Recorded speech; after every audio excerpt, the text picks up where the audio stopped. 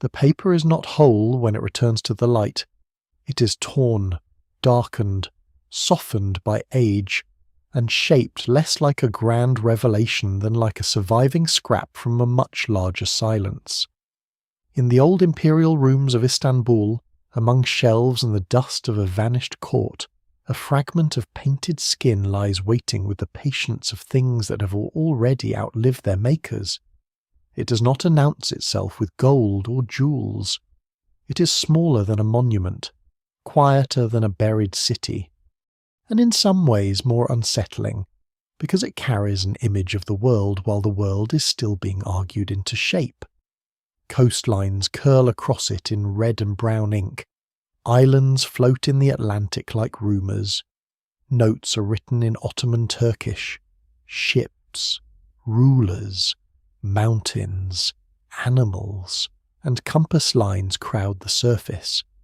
And there, in the worn geography of the map, something seems to lean out of its own century and ask how much people knew before the record became complete.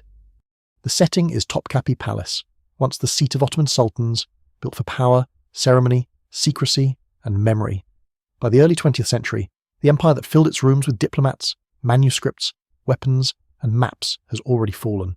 The palace is being reorganized as a museum, and old holdings are being examined with new scholarly attention. In 1929, during this cataloguing work, a damaged parchment map is identified among the collections. What survives is only part of a larger chart, yet enough to trouble historians, delight cartographers, and later invite claims far wilder than the evidence can safely carry. It bears the signature of Piri Reis, an Ottoman admiral and mapmaker, and the date 1513. That date matters.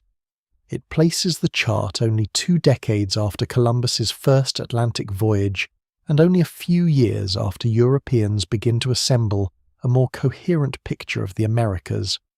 Before we go deeper, take a moment to like the video and subscribe if this is the kind of history and mystery you enjoy, because this story begins with a fragment, but it opens into oceans of lost knowledge. At first glance, the map is beautiful in the way old navigational objects often are, practical and ornate at once. It is drawn on gazelle skin, a durable and costly material, and its surviving portion shows the eastern Atlantic, the western coasts of Europe and Africa, and parts of the newly encountered lands across the ocean. The coast of South America stretches downward with a confidence that seems striking for its time. There are inscriptions explaining sources, distances, discoveries, and marvels. Some details are mistaken, some compressed, some inherited from older map traditions, and some seemingly fresh. The whole thing looks less like one man's invention than a crowded conversation between sailors, merchants, captains, spies, prisoners, legends, and scribes. What survives in the record suggests that this was not an isolated curiosity, but a working artifact born from geographic hunger. Yet the fragment's force comes partly from what is missing. The left side survives, the rest is gone. The vanished portions may once have shown the Mediterranean, more of Europe, perhaps the Indian Ocean, perhaps nothing so dramatic at all. Scholars still debate the full character of the original chart because only this torn remnant remains, and the absence invites imagination to move into the gaps. Had the complete map survived, it might have been easier to understand and less intoxicating to later generations. Instead, the fragment keeps its secrets unevenly. It says enough to show that knowledge moved through the Ottoman world with remarkable speed, and withholds enough to make people wonder what else has been lost. The year 1513 sits at a hinge in history. The Mediterranean world is old and densely mapped, but the Atlantic is becoming the stage of a new and violent expansion. Portuguese pilots move around Africa into the Indian Ocean. Spanish expeditions begin to transform Caribbean islands into colonial footholds. News of strange coastlines, unfamiliar peoples, and ocean passages move through ports in fragments, and every fragment has value. A map is not merely a picture, it is an instrument, a secret. a claim, sometimes even a weapon. The Piri race map belongs to this tense geography of ambition, where knowledge is gathered not for curiosity alone, but for survival and command. That is why the rediscovered fragment feels so charged. It is not just that it shows lands recently known to Europeans. It is that it appears in an Ottoman archive, carrying traces of multiple worlds. Its notes state that it was compiled from earlier charts, including maps from the Portuguese and from Arab sources, and one associated with Columbus. The claim is extraordinary but not impossible. Captured ships, traded documents, multilingual pilots. And political rivalry could move information across boundaries faster than formal histories sometimes admit. The evidence remains incomplete, and no single explanation fully accounts for every feature on the map. But the general picture is clear enough. Early modern geography is assembled from contact, violence, commerce, memory, and theft. Then comes the uncomfortable feeling that has followed the map ever since its rediscovery, the sense that it knows too much. Later writers will claim that it preserves knowledge of Antarctica before Antarctica is supposed to be known. That claim will become disputed and repeated far beyond the careful limits of scholarship. But before that legend grows, there is the quieter and more grounded mystery already present in the fragment itself. How did Piri Reis gather so many streams of information? Which sources did he truly possess? How much of the map reflects direct observation? How much comes from copied charts? And how much is inherited from older geographic tradition? The fragment in Topkapi does not answer in a single voice. It murmurs in layers. It carries the hand of an Ottoman admiral, the memory of Mediterranean chart makers, the urgency of Iberian exploration, and perhaps the shadow of maps that no longer exist. Its survival reminds us that history is not a clean shelf of complete books. It is a room after a storm, with pages missing, corners burned, labels faded, and one extraordinary scrap lying where chance has left it. The ancient map that should not exist does not truly stand outside history. It stands inside history's broken machinery, where enough has vanished to make the surviving piece look almost impossible. The first mystery is not whether it came from another age beyond explanation. The first mystery is how much of the real age of exploration has disappeared, leaving this torn skin to speak for it. Behind the torn parchment stands a man whose life belongs not to quiet libraries, but to salt water, armed decks, dangerous harbours, and the restless edge where geography becomes survival. Piri Reis is often remembered now because of the map, as though the fragment in Topkapi created him. But the map is only one surviving trace of a much larger maritime career. Before he is a cartographer, he is a sailor. Before he gathers old charts and distant reports, he learns the sea as a living surface, not an abstract drawing. He comes from Gallipoli, a town placed where water narrows and empires pass through one another. The Dardanelles are not just scenery there. They're a corridor of war, trade, pilgrimage, rumour, and command. To grow up near such a place is to understand early that coastlines are not lines on a page. They are entrances, traps, borders, shelters, and prizes. Piri Reis is born around the late 15th century, though the exact year remains uncertain, and like many figures from that world, the record preserves him unevenly. His full name is usually given as Ahmed Muhyiddin Piri, and Reis is not a family name in the modern sense but a title, meaning captain or admiral. He is linked closely to his uncle, Kemal Reis, one of the most formidable Ottoman seafarers of his age. Under Kemal's command, Piri enters a world where the Mediterranean is both a battlefield and a marketplace. Ships move between North Africa, Anatolia, Italy, Iberia, and the Levant. Christian and Muslim powers contest islands and ports. Corsair warfare blurs into state policy. Captains raid, trade, escort, rescue, spy, and fight, sometimes in the same season. In that world, a good map can mean the difference between a successful voyage and a ship shattered against a coast whose dangers were not properly remembered. This practical background matters because it pulls the Piri Reis map down from the clouds of later myth and sets it back on the wet planks where it belongs. Piri is not some mysterious inheritor of impossible knowledge, standing apart from his age with the secret archive of the ancient world. He's a professional seaman in a rapidly changing imperial system. The Ottoman state is expanding its naval reach, and the Mediterranean is full of people who know things governments want to know.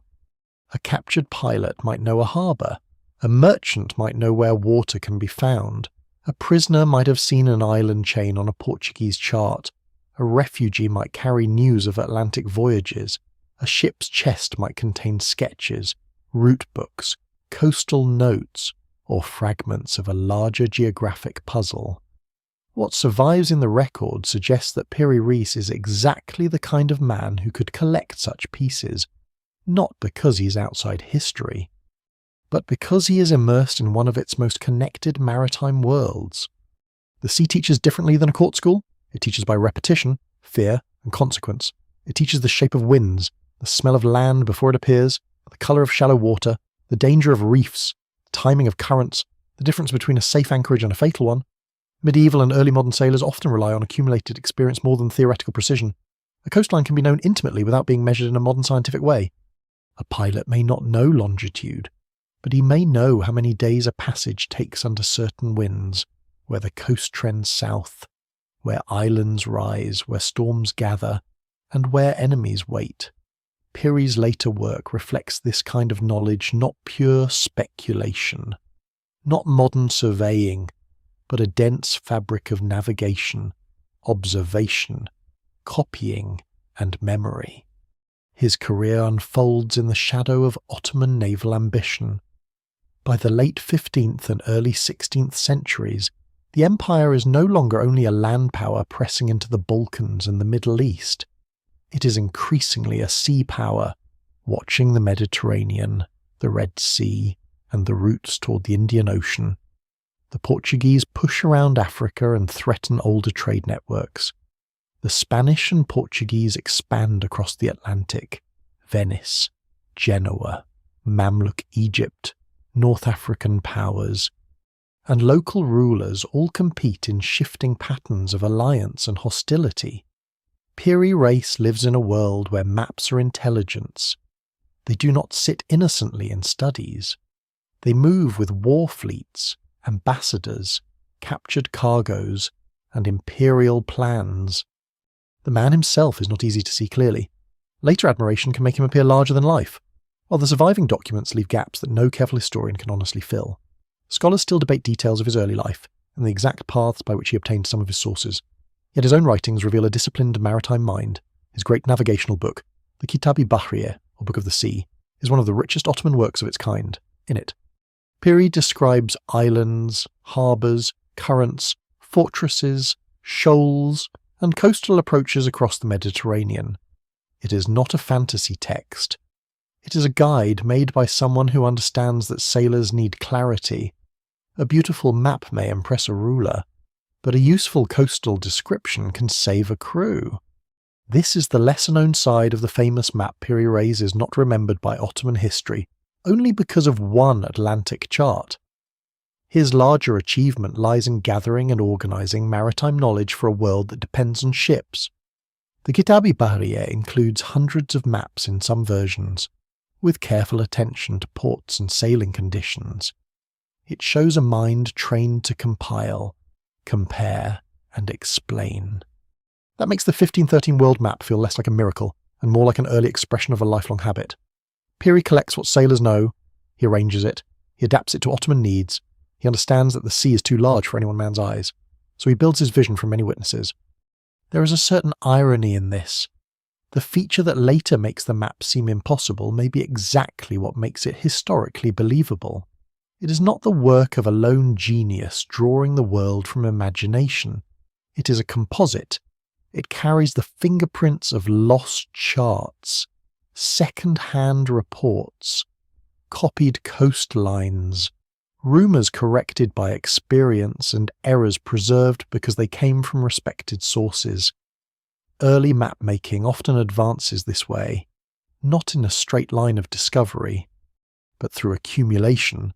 One chart adds an island, another shifts a cape, a third preserves a mistake for a century, a fourth corrects a harbour while ruining the scale. Knowledge grows, but not evenly. Piri Reis stands at the centre of that uneven growth. He belongs to an Ottoman world alert to the Atlantic, even while its strategic heart remains Mediterranean. He's close enough to war to understand the value of stolen information, close enough to sailors to respect practical knowledge, and close enough to imperial power to know that a map can carry prestige. His life gives the parchment its human weight. The fragment is not only a puzzle of coastlines, it is the residue of a captain's world, where every shore has consequences and every scrap of geographic knowledge may have passed through hands that were wet, frightened, ambitious, or bloodied before it reached the page. The world Peary race inherits is not being discovered in a single heroic movement. It is being broken open unevenly by ships that leave port with ambition and return with fever, captives, spices, timber, gold dust, confused stories, and coastlines no one in their home courts knows how to place. To later eyes, the age of exploration can look almost orderly, as if one coastline after another is added to a blank map with clean certainty. But from inside the early 16th century, it is far more unstable. Reports contradict one another. Islands appear where no later sailor can find them. Great lands are mistaken for parts of Asia. Distances are guessed, exaggerated, or deliberately concealed. The ocean is not yet a blue space between known continents. It is a vast, dangerous argument. By 1513, when Peary Race completes his famous chart, only 21 years have passed since Columbus crossed the Atlantic under the Spanish flag. That is hardly any time at all. A sailor who was young during the first voyage might still be in his prime. Men who had heard the first rumours of islands beyond the Western Sea are still alive to hear newer rumours of continental coasts, pearl fisheries, strange animals, and empires imagined before they are understood. Vasco da Gama's voyage around Africa to India has taken place only 15 years earlier. Portuguese fleets are pushing into the Indian Ocean, challenging older Muslim, Venetian, Arab, Persian, and Indian trade networks in the West. Spanish expeditions are still trying to understand whether the lands across the Atlantic are islands near Asia, barriers before Asia, or something more unsettling, a world not properly accounted for in inherited geography. This is the atmosphere in which a map becomes precious. A modern viewer may think of maps as objects of reference, things to consult after the world has already been measured. In Peary's age, a map is closer to a guarded technology. It can reveal a route to profit, a weak coast, a favourable current, a dangerous reef, a claim of possession, or a passage around a rival's power. The Portuguese crown treats some geographic knowledge as a state secret. Spanish officials attempt to regulate information about Atlantic discoveries. Mariners know that the wrong chart can kill them, but the right chart can also enrich them beyond anything their fathers imagined. Maps are copied, stolen, hidden, bought, boasted about, and sometimes deliberately falsified. No single explanation fully accounts for how information moved, because it moved through every available human channel: diplomacy, espionage, piracy, trade, confession, captivity, and memory. The old Mediterranean world does not disappear as the Atlantic rises. It remains the beating centre of many empires, including the Ottoman Empire, but its meaning begins to change. For centuries, the Mediterranean has been the great inland sea of power, the stage of Roman rule, Byzantine survival, Islamic expansion, crusading violence, Venetian wealth, Genoese rivalry, and Ottoman ascent. It is a sea of known coasts and ancient routes, yet beyond its western mouth, past the Pillars of Hercules, the Atlantic is becoming impossible to ignore. The Portuguese have learned how to use Atlantic winds in wide ocean loops. The Canary Islands, Madeira, the Azores, and the Cape Verde Islands become stepping stones, laboratories of colonization, and stations of long-distance navigation. What happens in these islands foreshadows darker patterns that will later unfold across the Americas' plantation economies: forced labour, disease, extraction, and the ruthless conversion of geography into wealth. This is one of the grim truths beneath the romance of old maps. Every new coastline drawn in Europe or the Ottoman world often corresponds to a human catastrophe somewhere else. The Caribbean islands that appear as shapes and names on early charts are not empty spaces waiting for ink. They are homelands, with peoples, languages, politics, sacred places, and histories of their own. Within a generation of Columbus's arrival, indigenous communities across the Caribbean suffered devastating losses from violence, forced labour, displacement, and disease. The evidence remains incomplete in places, and scholars still debate exact population numbers, but the scale of collapse is beyond doubt. A map may look calm on parchment. The process that feeds it is often anything but calm. Piri Reis is not standing at the centre of the Spanish conquest, but he is living in the same age of accelerating contact. The information reaching him has already passed through unequal encounters. Some of it comes from European voyages driven by imperial ambition. Some may come through captured Iberian maps or pilots. Some may come through older Islamic geographic traditions, which themselves preserve centuries of travel, astronomy, commerce, and scholarship. Some may derive from Mediterranean portolan charts, those practical sailing maps dense with compass lines and coastal detail. The result is not a pure Ottoman view, or a pure Portuguese view, or a pure Colombian view. It is a hybrid object from a world where knowledge refuses to respect political borders, even when rulers try to lock it away. A lesser-known detail helps reveal the speed of this transformation. In the early decades after 1492, European mapmakers often struggled to decide what the western lands are. Some maps attach them to Asia, some separate them awkwardly, some inflate islands, some erase discoveries that other mapmakers include. The name America itself is not immediately universal. Geographic truth does not arrive all at once. It flickers across manuscripts, printed maps, port records, letters, and sailors' talk. Piri's chart belongs to this flickering moment, before the world map hardens into the familiar continental arrangement taught in schools. It captures geography while it is still molten. This is why the map can feel so strange. It does not come from a world that knows too little in a simple way. It comes from a world that knows many things partially. Africa is increasingly well understood along its coasts because Portuguese voyages have mapped large portions of it through repeated contact and hard-won experience. The Mediterranean is richly charted from long tradition. The Atlantic islands have been drawn and redrawn by sailors who rely on them.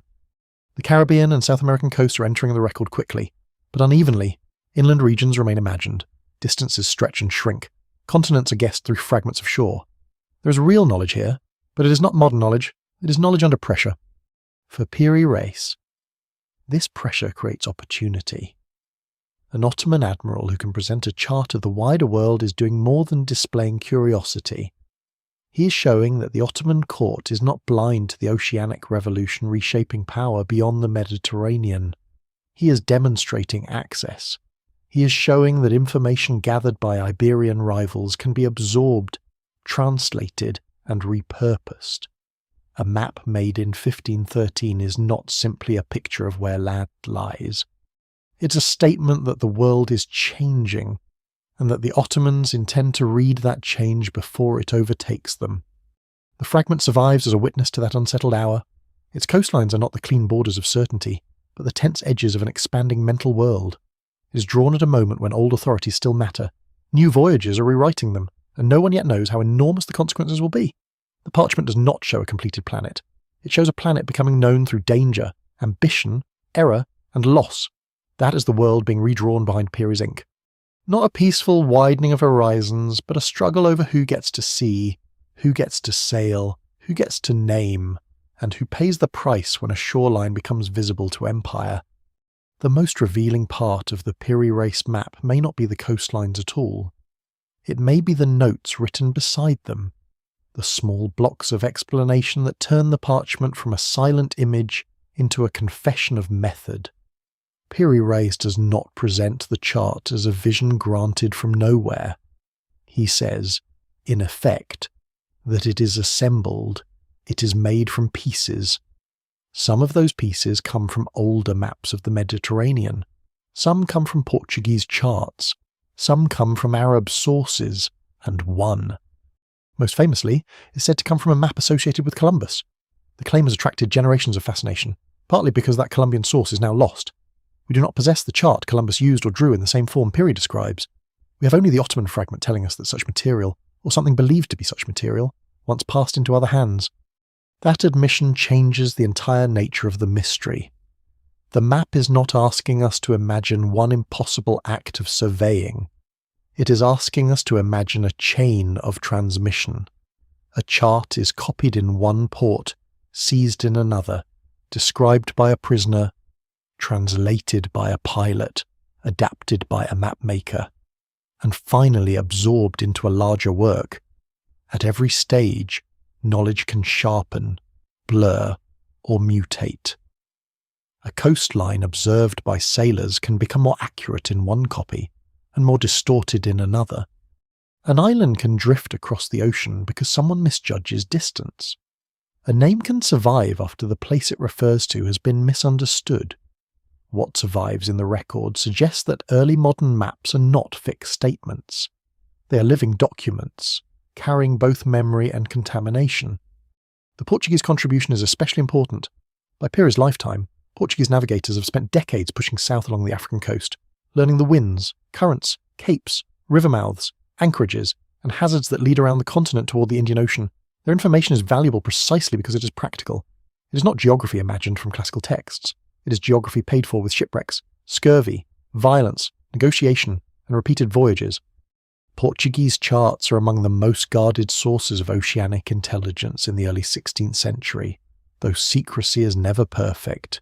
Sailors defect, ships are captured, copies are made, officials die, pilots talk, knowledge leaks because human systems always leak, especially when profit and fear are involved. Arab and broader Islamic geographic traditions add another layer. Long before the Atlantic expansion of Iberian powers, scholars, merchants, and navigators across the Islamic world preserve and expand knowledge inherited from Greek, Persian, Indian, and their own observational traditions. They calculate latitudes, discuss climates, describe routes, and connect the Mediterranean with the Red Sea, the Persian Gulf, East Africa, India, and beyond. Not every old text is accurate. And no responsible historian would pretend that medieval geography secretly contained a modern world map. Yet it would be equally wrong to imagine that Europe alone carried geographic intelligence. Piri Reis stands in an Ottoman environment that can draw from centuries of Islamic scholarship and from living maritime practice. The evidence remains incomplete, but the intellectual world behind his map is wider than any single empire. Then there is the Columbian source, the detail that gives the fragment its most ghostly quality. Piri's notes indicate that information from Columbus's discoveries entered the compilation. One account suggests that a captured Spanish sailor who had sailed with Columbus provided knowledge or access to a chart. Scholars still debate exactly what this means.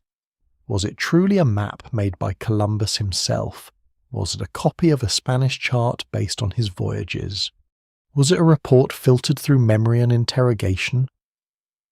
The distinction matters, but the uncertainty is part of the object's power. Lost maps surround the early Atlantic like shadows. We know they existed because later works mention them, depend on them, or preserve traces of them.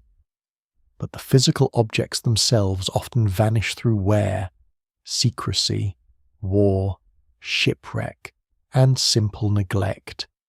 This is one of the lesser-known truths of cartographic history. The maps that survive are not always the maps that mattered most. A ceremonial chart kept in a palace may outlive a more accurate working chart destroyed by seawater. A copy made for display may preserve fragments of a pilot's route book now gone forever. A beautiful manuscript may survive because it is treasured, while a stained, useful sheet is thrown away after being replaced. The archive is not a fair judge. It favours accident. The Piri Reis map may therefore preserve echoes of documents that were once common among navigators, but have disappeared almost completely from the record. That possibility makes the map feel ancient in a different way. Not ancient because it proves some lost global civilization, but ancient because it is layered with dead paperwork, vanished conversations, and routes of knowledge that no historian can fully reconstruct. Piri's map is like a shoreline after a storm, where objects from many wrecks wash together: a plank from one ship, a coin from another, a carved box from somewhere else entirely. The final arrangement may look mysterious, but its mystery lies in accumulation. The chart is a survivor of compilation, and compilation is both powerful and dangerous. It can preserve facts no single maker witnessed. It can also preserve errors no later maker recognizes. In the notes, Piri Reis appears proud of his sources. He wants the viewer to know that the chart has authority because it has ancestry. That was natural in his world. A map derived from multiple respected charts could seem stronger than a map based on one man's claim. But ancestry does not guarantee truth. If an older source misplaces a coast, the mistake may be copied with reverence. If a sailor exaggerates the size of an island, that exaggeration may travel farther than the island itself. If a name is misunderstood, the confusion can become part of official geography. No single explanation fully accounts for every feature on the parchment, because the parchment is not the product of a single line of evidence. It is a meeting place. And that meeting place is the true wonder.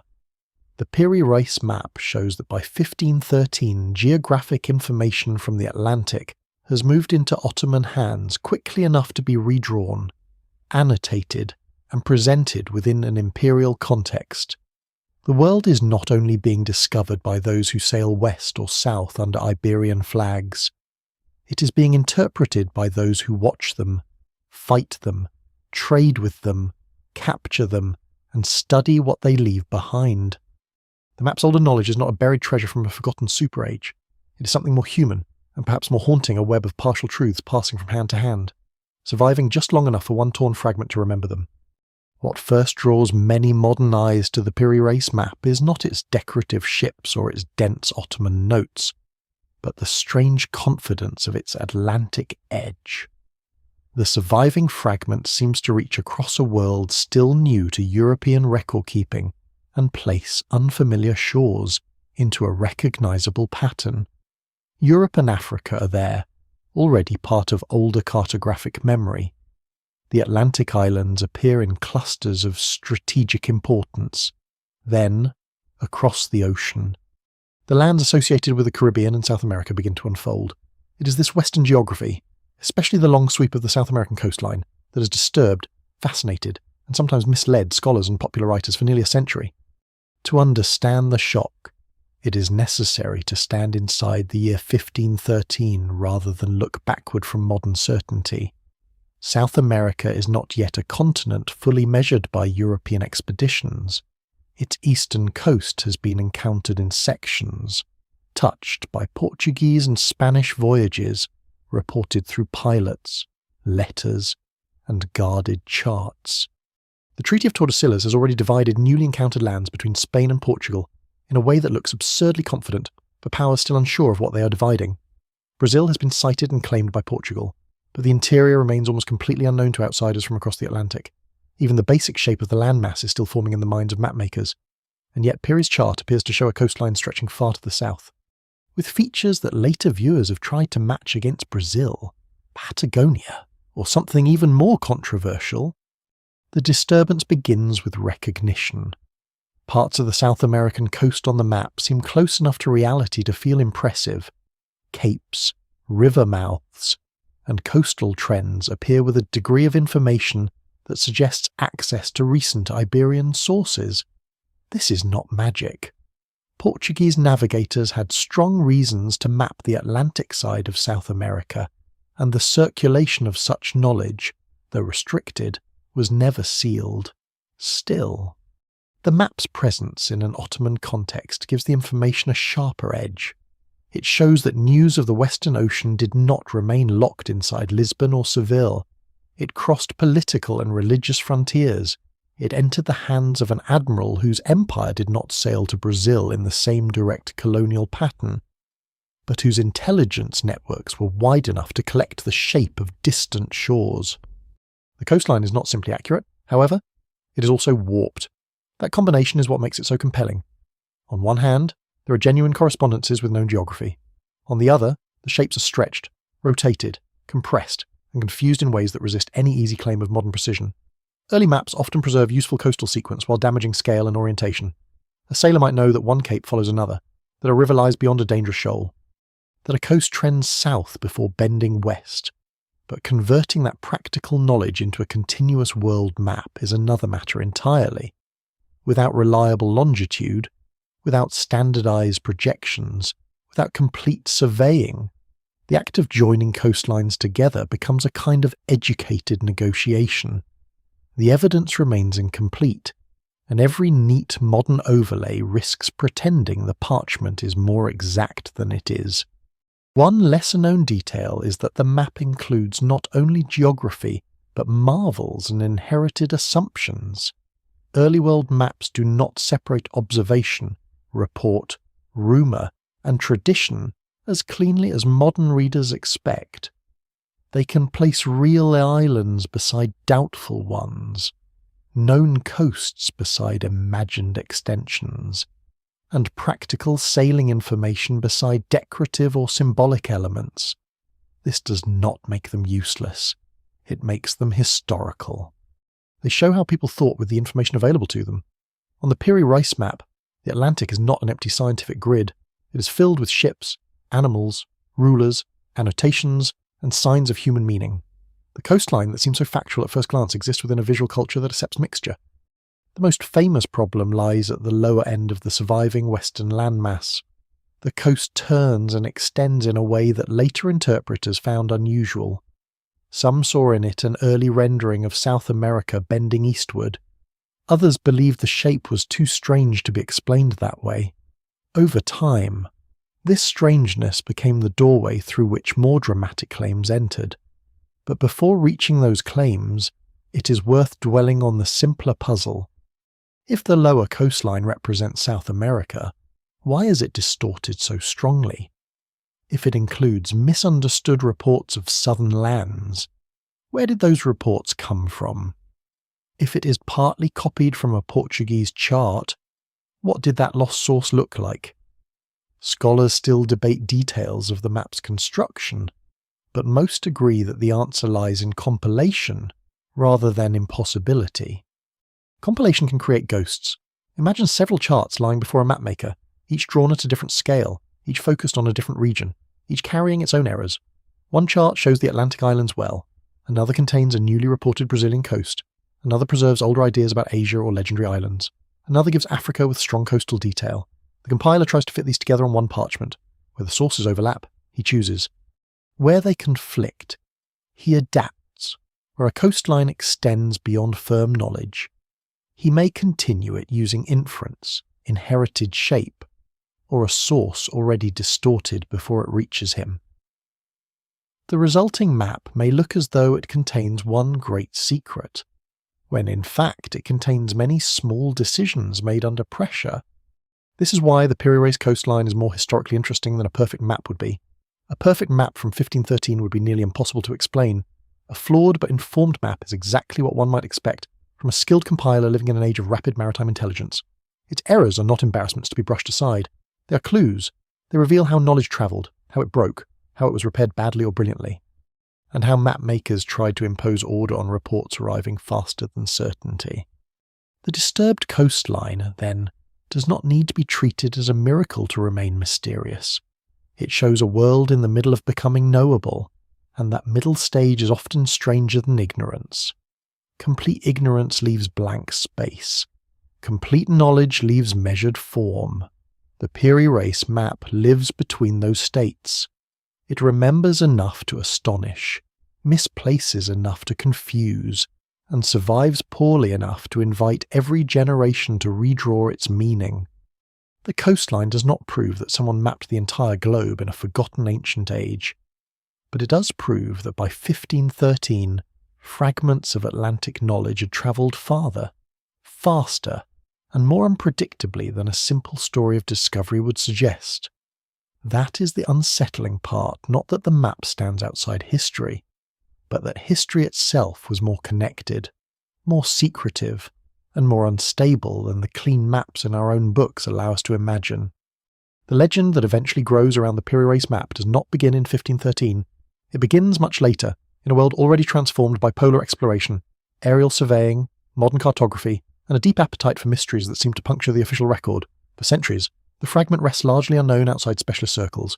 It is rediscovered in Istanbul in 1929, at a time when scholars are cataloguing imperial collections, and when the modern world has already mapped Antarctica as a frozen continent at the bottom of the globe. That timing matters. By the time the map becomes famous, Antarctica is no longer an absence. It has been seen, explored, named, and imagined as one of the last great extremes on Earth. The frozen continent gives later readers a shape to look for, and once they begin looking, some believe they have found it in the strange southern extension of Peary's western coastline. The claim is dramatic in its simplest form. The lower part of the Peary race map, some writers argue, does not show a distorted South America at all, or not only South America, but the coast of Antarctica before it was covered by ice, or at least before Europeans officially discovered it. From there, the argument expands into something much larger. If Peary Rice copied older charts, and if those older charts somehow showed Antarctica accurately, then perhaps the source material came from a civilization with advanced surveying abilities long before modern history allows. Perhaps, the argument continues, ancient navigators crossed the globe, mapped polar lands, and left behind charts that later civilizations copied without understanding their origin. It is a seductive idea, not because it is well supported, but because it seems to turn a damaged parchment into a doorway beneath recorded history. The most influential popular version of this interpretation appears in the 20th century, when writers interested in lost civilizations and alternative history begin treating the map as evidence of forgotten global knowledge. Charles Hapgood, a professor of history, becomes especially associated with the argument that ancient maps preserve traces of a much older mapping tradition. His work attracts attention, partly because it speaks in the language of investigation rather than pure fantasy, and partly because it arrives in an age when people are fascinated by ice ages, pole shifts, ancient catastrophes, and the possibility that civilization may be older than conventional archaeology suggests. The evidence remains incomplete, and Hapgood's conclusions are not accepted by mainstream historians or cartographers, but his interpretation gives the Peary Reis map a second life in popular imagination. The Antarctic idea depends heavily on visual resemblance. The lower coastline on the surviving fragment bends eastward, and some have compared it to Queen Maud Land, a region of Antarctica facing the Atlantic and Indian Oceans. To a reader already searching for Antarctica, the shape can appear suggestive, but resemblance is a dangerous tool when used alone. Early maps are full of coastlines that resemble later geography by accident, distortion, or overinterpretation. A stretched South American coast can look like another land. A compiler's attempt to fit mismatched sources can create a phantom shore. A decorative or speculative continuation can harden, in modern eyes, into supposed evidence. Scholars still debate certain details of the map's lower coastline, but mainstream analysis does not require an Antarctic source to explain it. There is also a deeper problem with the phrase before it was covered by ice. Antarctica has been ice-covered for millions of years, far beyond the timescale of human civilization. Some coastal areas and ice margins have changed, and geological history is complex, but the notion that a human society mapped an ice-free Antarctic coastline in the recent ancient past does not align with mainstream climate science or glaciology. To make the claim work, one must either push the mapping back into a time before humans existed in any recognizable cultural sense, or propose enormous geological changes unsupported by evidence.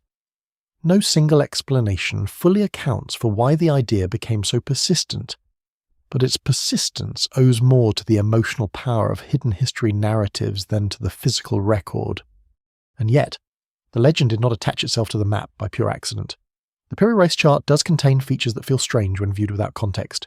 It does claim older sources. It does show Atlantic lands earlier than many casual readers expect. It does survive only as a fragment, leaving the missing portions open to speculation. It does come from an Ottoman archive rather than a familiar Western European map collection, which adds an aura of displacement for audiences used to hearing the story of exploration through Iberian names. It also appears in the 20th century just as modern people are learning to look at Earth from above through aviation, polar expeditions, and eventually satellites. Once the planet becomes visible as a whole, old imperfect maps begin to seem like coded messages from someone who saw farther than they should have. A lesser-known feature of the controversy is how much it reveals about modern expectations. People often assume that if an old map contains a shape that resembles a real coastline, the resemblance must come from direct knowledge. But pre-modern cartography is more complicated. Mapmakers inherit conventions. They fill unknown spaces. They rotate coastlines to fit parchment. They merge reports from incompatible scales. They preserve islands from older traditions long after those islands have become doubtful. The mind is very good at recognizing patterns, especially when a mystery has already been suggested. Once a person is told that Antarctica might be on the map, the eye begins to search for Antarctica, and the torn parchment becomes a kind of historical ink blot. This does not mean every popular fascination with the map is foolish. Wonder is often the beginning of serious inquiry. Many people first learn about Piri Reis because of the Antarctica claim, and some then discover the far richer, more grounded story beneath it: Ottoman seamanship, lost Portuguese charts, early Atlantic intelligence, the speed of geographic transmission, and the fragility of archives. The problem begins when wonder hardens into certainty before the evidence can bear it. A disputed interpretation becomes a supposed proof, a distorted coastline becomes an ice-free continent, a skilled Ottoman compiler becomes a messenger from a vanished super-civilization. The real map almost disappears behind the myth made from it. The Antarctic legend, then, is part of the map's history, even if it is not a reliable explanation of the map's geography. It shows how artifacts continue to live after their makers die, gathering new meanings from each age that looks at them. In the 16th century, the chart speaks of maritime power. In the 20th century, it speaks to anxieties about lost knowledge, ancient catastrophe, and the limits of accepted history. Today, it stands between those worlds, a genuine historical object surrounded by claims that range from careful to unsupported. The task is not to strip away mystery until nothing remains. It is to protect the mystery that is actually there. The Piri Reis map does not need Antarctica to be extraordinary. Its true strangeness lies closer to the surface, in the torn skin of a world where information moved through shadows, where maps copied, maps now vanished, and where the boundary between knowledge and imagination was often no wider than a line of ink. The strongest answer to the Antarctica legend begins not with disbelief, but with the map itself. If the Piri Reis fragment is treated carefully, as a 16th century chart rather than as a puzzle designed for modern overlays, the supposed polar coastline begins to lose its certainty. The lower landmass does not sit where Antarctica should sit on a modern projection. It does not carry the scale, orientation, or separation one would expect if it were based on a true survey of the southern continent. Instead, it appears attached to the same western land sequence that represents the Atlantic side of South America. This matters because early mapmakers often extended known coasts into unknown regions, bending them according to incomplete reports, inherited expectations, or the simple need to make separate sources fit on a single surface. What later looks like another continent may be the distorted tale of one already being drawn. South America itself was still unstable in European and Ottoman geographic imagination when Piri Reis made his chart. Its northern and eastern edges were entering maps through voyages along the Brazilian coast and through Spanish exploration of the Caribbean and northern mainland. But the southern reaches remained uncertain. The continent's full shape had not yet settled into the clean outline modern viewers recognize. When information is partial, mapmakers do not always leave blankness. Sometimes they continue a line, sometimes they rotate a coast, sometimes they attach one geographical idea to another, because the sources before them do not make the separation clear. The evidence remains incomplete, but nothing about the surviving fragment requires a map of Antarctica beneath the ice. A warped, extended South American coastline is a simpler explanation and fits the broader habits of early 16th century cartography.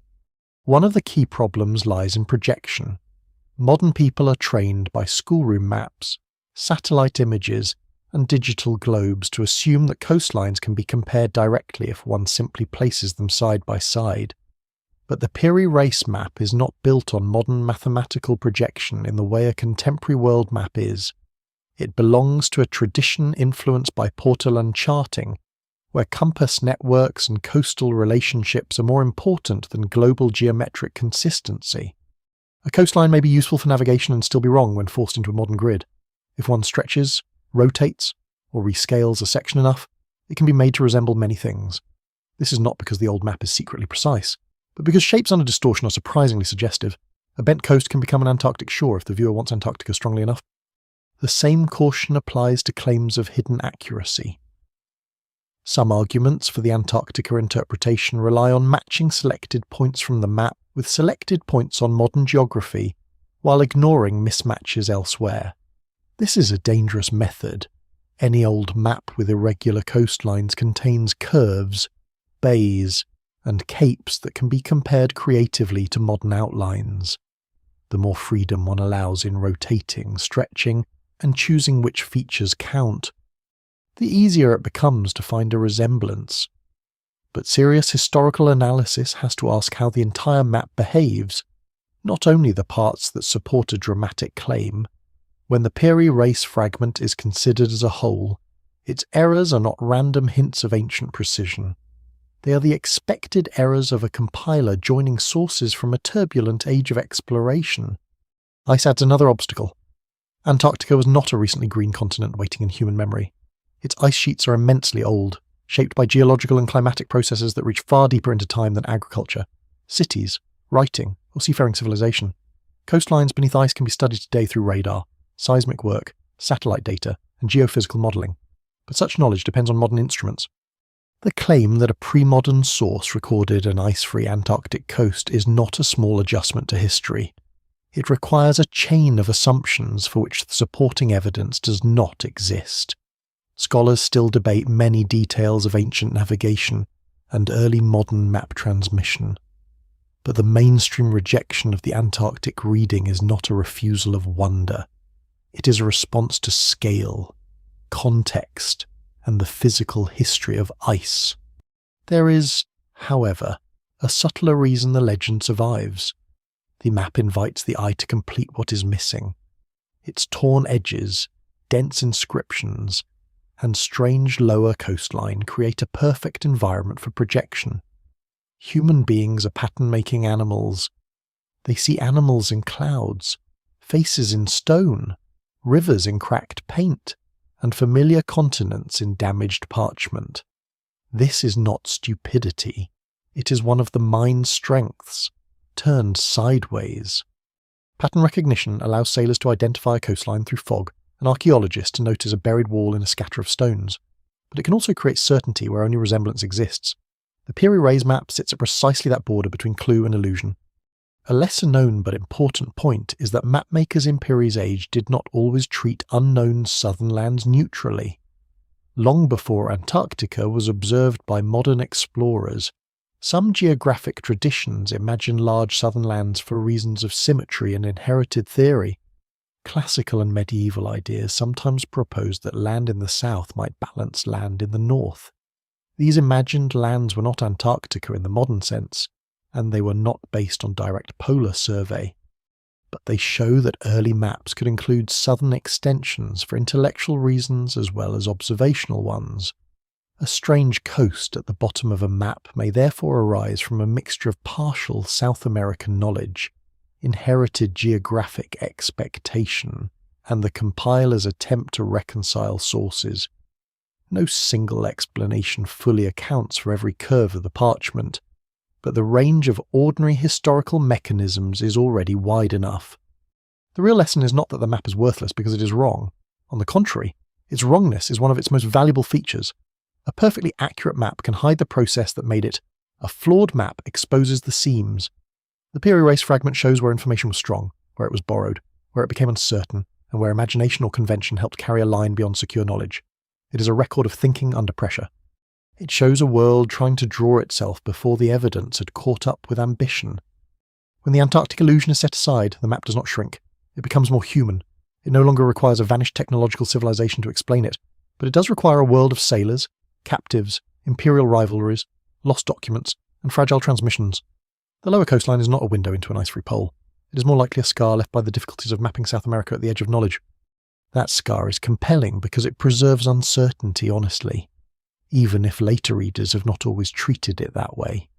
The ancient map that should not exist becomes, in this light, something stranger than a fantasy proof. It becomes an artifact of error shaped by real discovery, a reminder that history often advances not through clean revelation, but through damaged information carried across dangerous seas. Once the Antarctic illusion fades, another, quieter mystery comes forward, and it is more useful than the legend because it belongs to the real habits of map-making. The Peary Race map is wrong in ways that reveal how it can also be right. That sounds contradictory only if a map is expected to behave like a satellite image. In the world of sailors, pilots, and imperial compilers, a map can lie about the shape of a continent while telling the truth about the order of coasts. It can place an island too far east and still preserve the memory that ships found land there. It can twist a shoreline beyond recognition and still carry a practical warning about currents, capes, reefs, and dangerous approaches. The lie is often in the geometry. The truth is often in the experience behind it. Early maps are not merely failed modern maps. They are different instruments made for different kinds of knowing. A present-day viewer, trained to trust scale bars, coordinates, and global projections, may look at an old chart and see distortion as error alone. A 16th century sailor may look at the same distortion and recognise something useful: the sequence of harbours, the rhythm of headlands, the place where a coast bends, the location of fresh water, the distance that can be covered under favourable wind. This is why pre-modern charts can look strange on a wall and still be powerful at sea. They're not always trying to describe the planet as a mathematically consistent sphere. They're trying to help human beings survive along its edges. The Peary Race fragment belongs to that older world of coastal intelligence. Its surface is crossed by lines that speak to direction and movement rather than modern grids. It gathers islands, shores, inscriptions, and images into a field of navigation and memory. Some parts are clearly inherited from practical observation. Others come from reports that have already been distorted before Peary receives them. Others are probably carried over from older map traditions, where repetition gives even doubtful features a long life. The evidence remains incomplete, but the map's mixture of precision and confusion is not unusual. It is almost the signature of its age. One lesser-known feature of old cartography is the stubborn survival of places that were never found because they may never have existed, or because they were misunderstandings of real lands encountered under uncertain conditions. Phantom islands haunt medieval and early modern maps. Islands like Antillia, Brazil, and Saint. Brendan's Island appear, move, shrink, multiply, and disappear across centuries of chart making. Some may have begun as legends. Some may reflect distorted reports of real Atlantic islands. Some may be products of copying errors given authority by age. Once placed on a respected chart, a doubtful island can become strangely durable. Later mapmakers copy it not because they have seen it, but because someone before them seemed to know it. In this way, maps preserve not only discoveries but habits of trust. That habit helps explain why a map like Peary's can feel haunted. It contains layers of confidence that do not all deserve the same confidence. A coastline reached by repeated voyages may rest on firmer knowledge. A remote island copied from an older chart may rest on tradition. A southern extension may rest on inference. A note may preserve a sailor's claim, a courtly boast, or a misunderstanding translated across languages. Yet all of these can sit together on the same parchment, drawn in the same ink, with the same visual authority.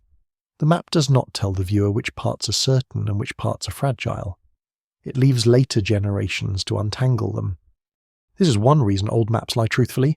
They lie because they give a single visual surface to evidence of very different strengths. They make rumour look like coastline, guesswork look like measurement, and inherited convention look like observation. But they tell the truth because they record the movement of knowledge through human systems. A false island may reveal a trade route of ideas. A misplaced cape may reveal the limits of a pilot's report. A duplicated coastline may reveal that two sources describing the same place were mistaken for two different places. Even error has a history. Sometimes the mistake is the most honest trace left behind. The Peary Race map is especially rich in this way because it is openly composite. It does not hide its ancestry. It announces that it has been assembled from other charts and reports, and that announcement helps us read its distortions with more care. A composite map is like a woven cloth made from threads of different ages. One thread may come from a recent Portuguese voyage. Another may come from Mediterranean sailing knowledge refined over generations. Another may come from an Arab geographical tradition. Another may come from a Columbian report already altered by memory or politics. When the cloth is finished, the threads form one surface, but they do not become one truth. The problem becomes sharper when distance enters the story. Coastal sailing allows repeated correction. A route across familiar waters can be tested again and again, but oceanic geography depends on longer chains of reporting. A ship crosses, returns, describes, copies, and interprets. A captain may know where he went by dead reckoning, but his estimate of distance may drift. Latitude can be observed with some reliability under the right conditions. But longitude remains profoundly difficult before the age of accurate marine chronometers. This means east-west placement is especially vulnerable. Lands can slide across the map while retaining something of their north-south position. To modern eyes, this creates strange compressions and expansions. To early navigators, it reflects the hard limits of their tools. And still, the result is not chaos. That is the astonishing part. The map is flawed, yet it is not random. Africa, the Atlantic Islands, and parts of the American coastline emerge from a world of actual travel. The distortions show that Peary Rice and his sources are wrestling with real geographic information, not inventing freely. Scholars still debate specific identifications along the western coast, but the broader pattern points toward an early 16th century attempt to reconcile New Atlantic discoveries with older mapping habits. The map is a struggle made visible. There is a human tenderness in that struggle, though it is buried beneath politics and empire. Every inaccurate curve suggests someone trying to understand something too large for the available instruments. Every misplaced island suggests trust extended across distance. Every copied error suggests a mapmaker choosing continuity over blankness. Blank space is honest, but it's also politically and psychologically difficult. Rulers want knowledge. Sailors want guidance. Patrons want worlds that appear graspable. So the mapmaker draws, even where certainty thins. He extends lines. He borrows authority. He accepts some contradictions because the alternative is silence. The Peary Race fragment survives, then, not as a perfect window onto the world, but as a record of how the world becomes thinkable. Its truth is not the truth of exact measurement. It is the truth of a civilization receiving more information than its inherited frameworks can comfortably hold. The map lies in its shapes, but tells the truth about contact. It lies in scale, but tells the truth about ambition. It lies in some coastlines, but tells the truth about vanished sources. And because of that, it remains more powerful than a cleaner object might have been. A perfect map would show what was known. This damaged, distorted map shows the far more fragile thing how knowing happened. Long before the Peary Race map becomes a modern mystery, there is an older cartographic tradition beneath it, one built not around continents, but around coasts. These are the Portolan charts, the practical sea maps of the Mediterranean and later the Atlantic, and they are among the most quietly remarkable objects of the medieval and early modern world. They do not look like modern maps. They are webbed with rhumb lines, dense networks of direction radiating from compass roses across parchment. Their power lies not in measuring the globe as a whole, but in preserving the working memory of sailors who move from harbour to harbour, cape to cape, island to island. If the Peary Race map seems strange because it mixes knowledge and distortion, the Portolan tradition helps explain how such a mixture could be so useful. A Portolan chart is born from the needs of navigation rather than abstract curiosity. It cares intensely about coastlines, especially the coastlines sailors can reach, enter, avoid, or use. The inland world may be sparse, decorative, or imagined, but the shore can be astonishingly detailed. Harbours are named in tight script. Promontories jut with practical significance. Islands appear not as symbols of wonder alone, but as points in a route. These charts begin appearing in the Mediterranean around the late 13th century. Though their exact origins remain debated, scholars still debate how much they derive from accumulated compass navigation, how much from older geographic knowledge, and how their impressive coastal accuracy was first achieved. The evidence remains incomplete, but their existence proves that medieval mariners possessed a disciplined, experience-based geography long before the age of satellites or scientific surveying. Their accuracy can be startling. The Mediterranean and Black Sea coastlines on some Portolan charts are proportionally far better than many earlier world maps. This does not mean their makers knew the exact mathematics of the planet in a modern sense. It means they had built a method suited to repeated sailing. Directional bearings, estimated distances, coastal observation, and the correction of earlier charts through use created a body of knowledge that improved over time. A chart could be copied, amended, and refined as pilots learned more. In this sense, Portolan mapping is a collective achievement. No single sailor sees the whole sea. Many sailors, over generations, create a practical image of it. This matters for Piri Reis because he is heir to a maritime culture in which such charts have real authority. The Mediterranean world is full of overlapping traditions: Italian, Catalan, Majorcan, Greek, Arab, Ottoman, and others. Ports are not sealed intellectual containers. Sailors change employers. Captives become informants. Translators carry names across languages. Merchants know routes that officials do not fully control. A chart drawn in one tradition can influence another, especially when ships and documents are captured in war. Piri's own navigational writing shows deep familiarity with coastal detail. He is not simply imagining the world from travellers' tales. He is working within a technical culture that values accumulated maritime precision.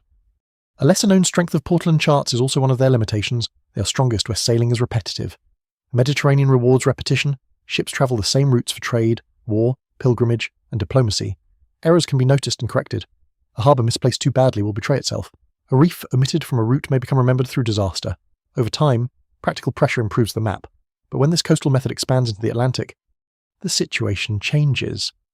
Distances grow larger. Open ocean passages replace familiar coastal hopping. Wind systems become more complex. Reports come from fewer voyages and are harder to verify. The method that makes the Mediterranean legible can stretch and deform when applied to newer oceanic spaces. That stretching can be seen in maps of Piri's age. Coastlines recently encountered across the Atlantic are attached to older frameworks that were not designed for them. The result is neither ignorance nor mastery. It is adaptation. The compass line world of the Portolan chart reaches outward, trying to absorb islands, African capes, American shores, and rumours of passages. Piri Reis's 1513 map reflects this transition. It carries the visual ancestry of Portolan practice while attempting something broader than a Mediterranean sailing chart. It tries to place the Atlantic into a meaningful whole, even though the available evidence is uneven and the tools are limited. The rumline networks themselves can mislead modern viewers. They look mathematical, almost scientific in a modern sense, and in one way they are. They express direction and navigational order, but they do not automatically guarantee accurate projection. They are aids to movement, not proof that every landmass has been surveyed with global precision. A chart can be dense with compass structure and still distort continents badly when enlarged beyond its strongest region. This is one reason later claims of impossible accuracy often misunderstand the visual language of old maps. What looks like hidden modernity may actually be a skilled pre-modern system, doing exactly what it was designed to do, then struggling at its edges. There is also an aesthetic authority to Portolan charts that should not be underestimated.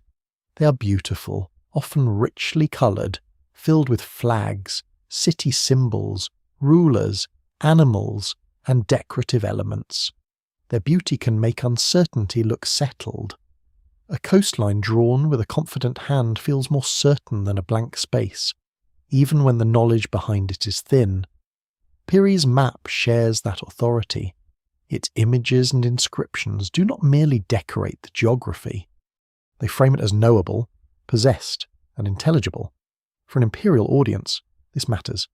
A map is not only a tool for sailors, it is a statement that the world can be gathered into the court's view. Yet the deepest power of the Portolan tradition is humble. It comes from repetition, not revelation.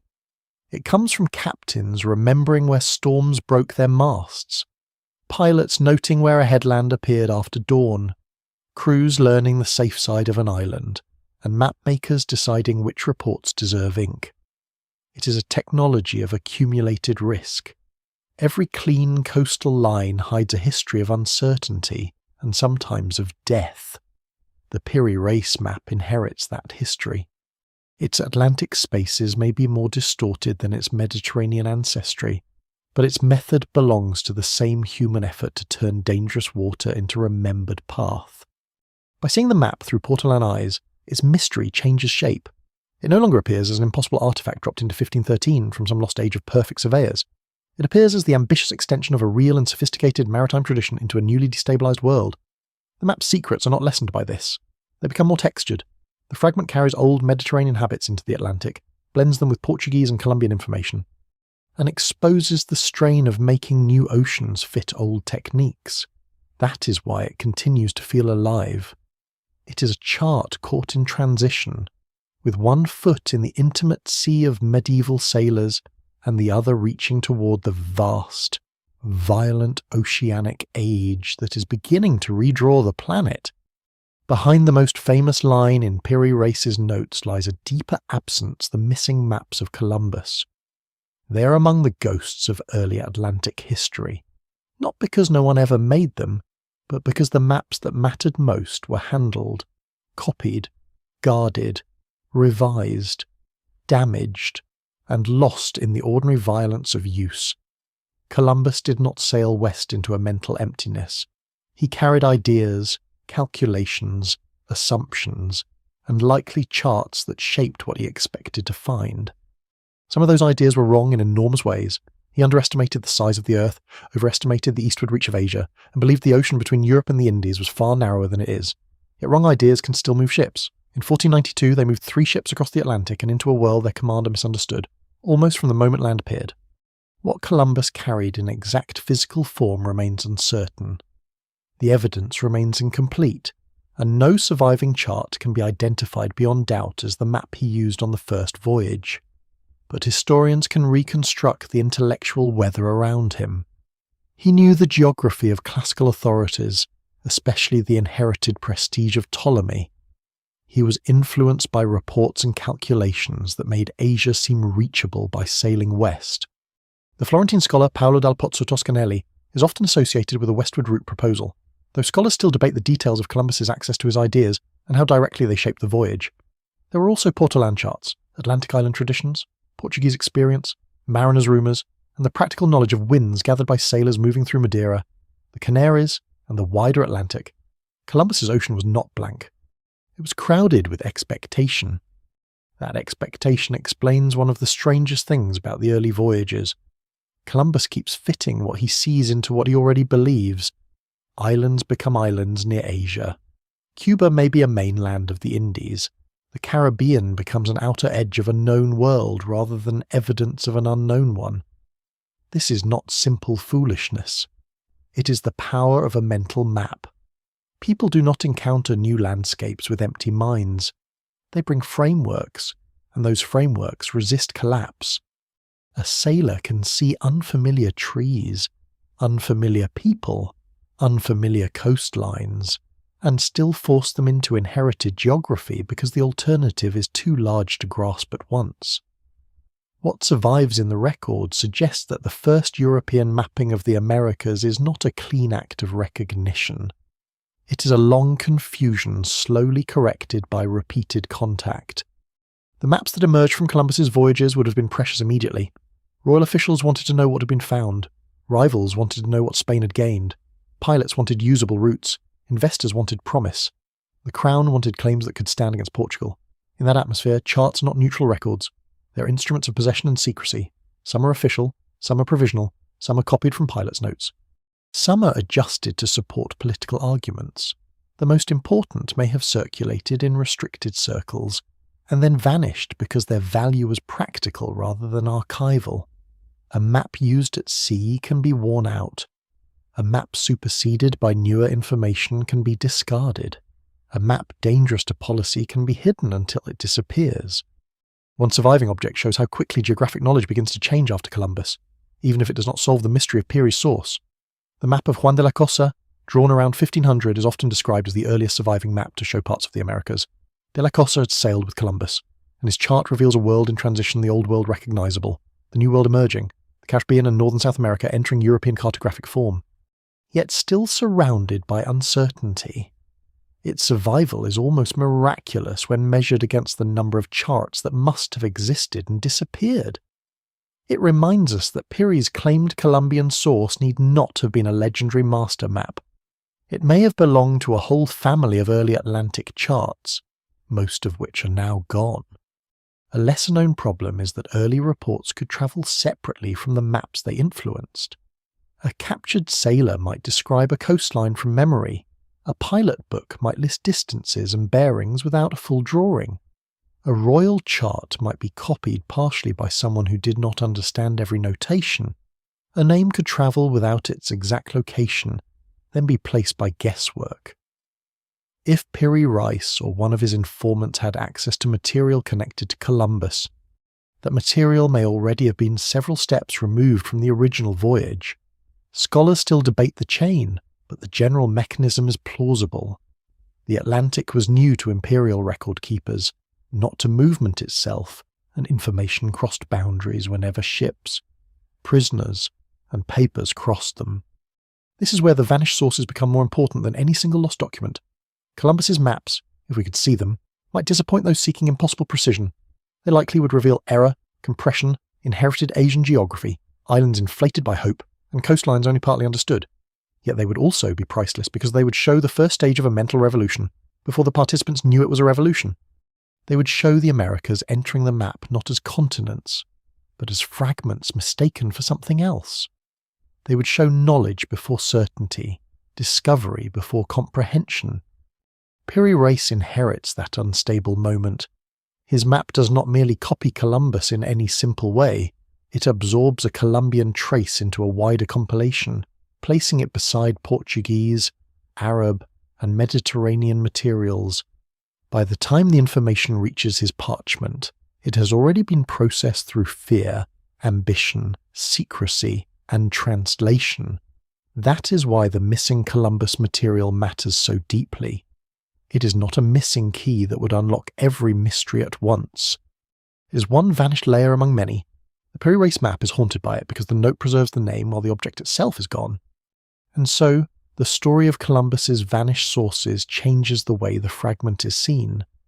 The map is not strange because it knows what no one could know. It is strange because it remembers documents that history has lost. It stands downstream from charts that may have crossed oceans, courts, and prisons before disappearing. The surviving parchment becomes a shadow archive, not preserving the originals, but preserving evidence that they once existed. In that sense, the real Lost World is not Antarctica, nor an ancient civilization of perfect surveyors. It is the paper world of the first Atlantic Age damp charts and cabins, guarded maps in royal rooms, copied coastlines in hurried ink, and all the fragile knowledge that passed through human hands before vanishing into silence. The Piri Reis map becomes easier to understand when the Ottoman world is seen not as a distant observer of the Atlantic Age, but as one of the great information-gathering powers of its time. Istanbul sits at the hinge of continents and seas, and the empire around it touches the Balkans, Anatolia, the Black Sea, the Eastern Mediterranean, Syria, Egypt, Arabia, and North Africa. News does not arrive there from one road only. It comes by caravan, embassy, pilgrim route, naval patrol, merchant convoy, prisoner exchange, battlefield report, and whispered harbour talk. A coastline drawn in Lisbon may seem far from an Ottoman admiral's desk, but the sea has a way of shortening distances through conflict. Ships meet, captains are captured, papers change hands. Men who once served one ruler find themselves questioned by another. Knowledge moves even when empires try to imprison it. By the early 16th century, Ottoman power is expanding into a maritime system already crowded with rivals. Venice remains a commercial force. The Mamluk world still matters until its defeat and incorporation into the Ottoman Empire. North African corsairs operate along violent frontiers where raiding, state strategy, private ambition, and religious war overlap. The Portuguese are pressing into the Indian Ocean, threatening older trade routes through the Red Sea and Eastern Mediterranean. Spain is gathering strength in the west. In this tense world, the Ottomans cannot afford ignorance.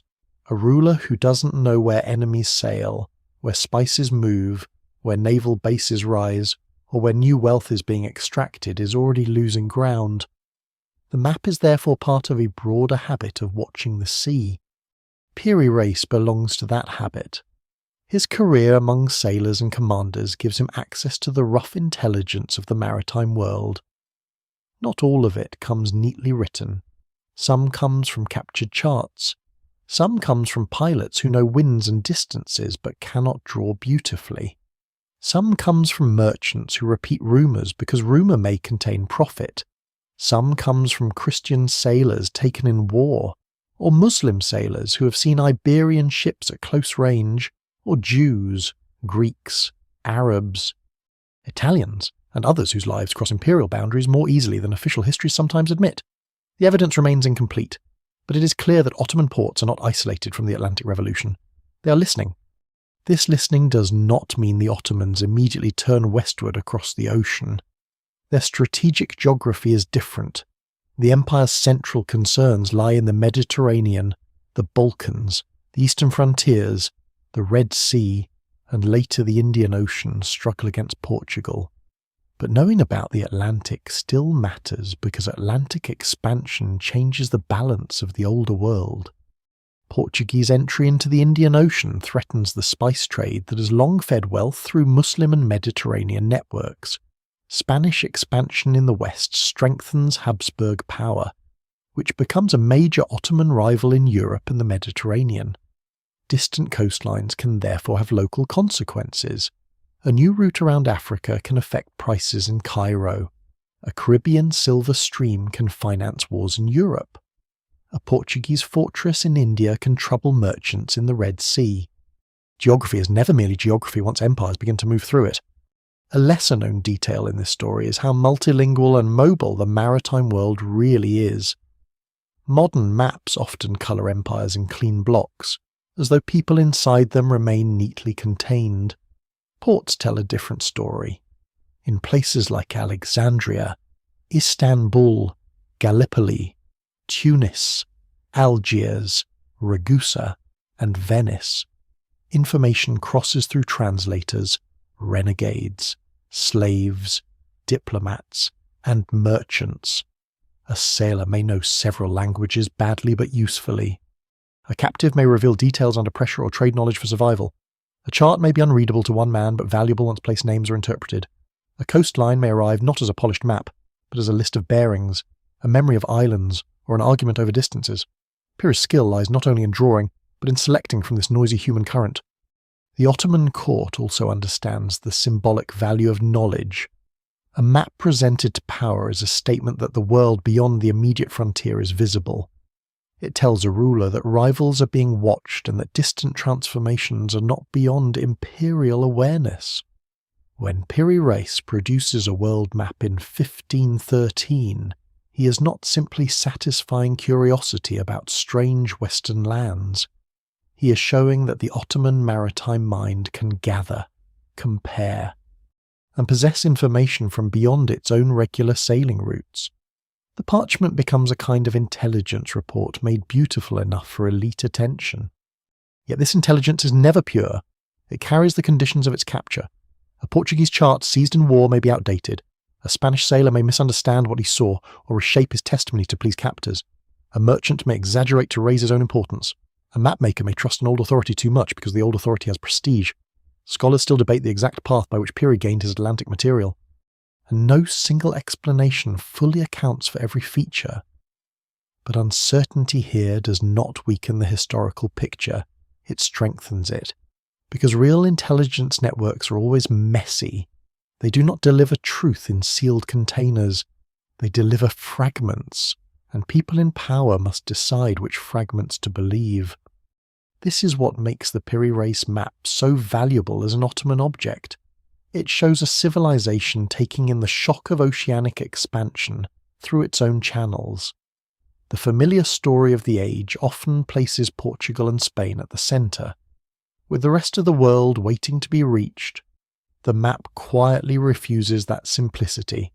It shows that others are watching the watchers, information about the Americas does not remain a European possession in any narrow sense. It is already leaking into a wider Afro-Eurasian political world, where Ottoman officers, North African seafarers, Arab geographers, Mediterranean pilots, and imperial scribes can reinterpret it.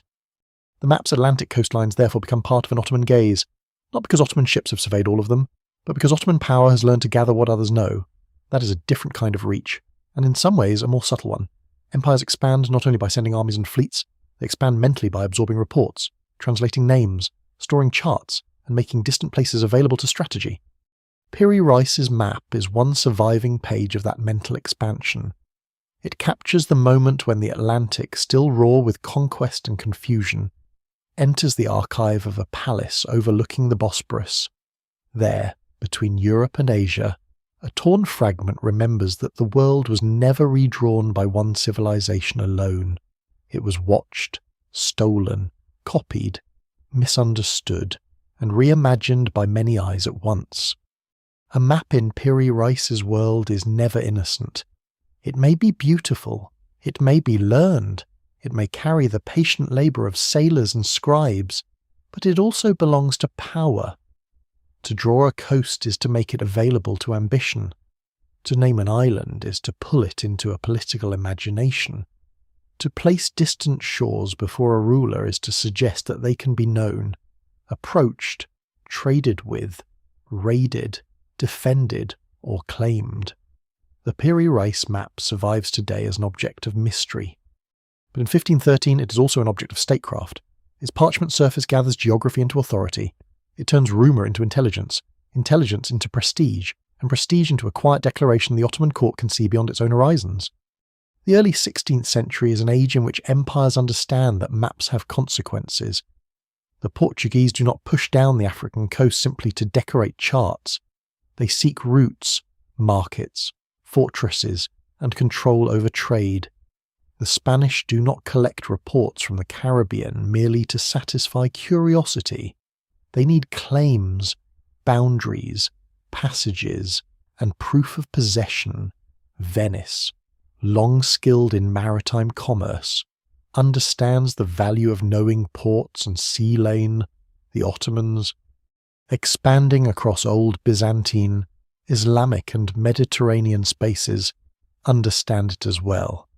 Geography is not a neutral science in this world. It is a form of pressure applied to the future. For sailors, the political value of a map begins with survival. A ship that knows a coast can approach with more confidence. A fleet that knows a harbour can plan an attack or avoid one. A commander who understands islands, currents, and distances can move faster than an enemy who sails through uncertainty. But for rulers, a map does something even larger. It compresses distance. It brings faraway places into the room. It allows men who may never see a dangerous coast to speak, as though it is already part of their strategic field. This is one of the strange powers of cartography. It makes the absent seem manageable. The evidence remains incomplete for the exact presentation and use of Piri's 1513 map, but its likely elite context suggests that it was meant to impress as well as inform. Prestige matters because empires compete not only with armies, but with visions of the world. A ruler who possesses maps appears alert, learned, and prepared. A court that gathers global information signals that it's not provincial. In the Ottoman case, this has special force.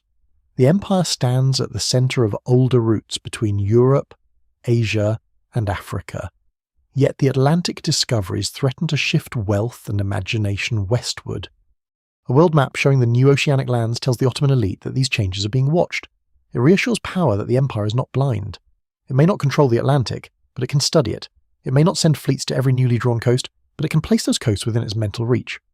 There is also danger in such knowledge. Maps can reveal vulnerability. If a coast can be drawn, it can be attacked.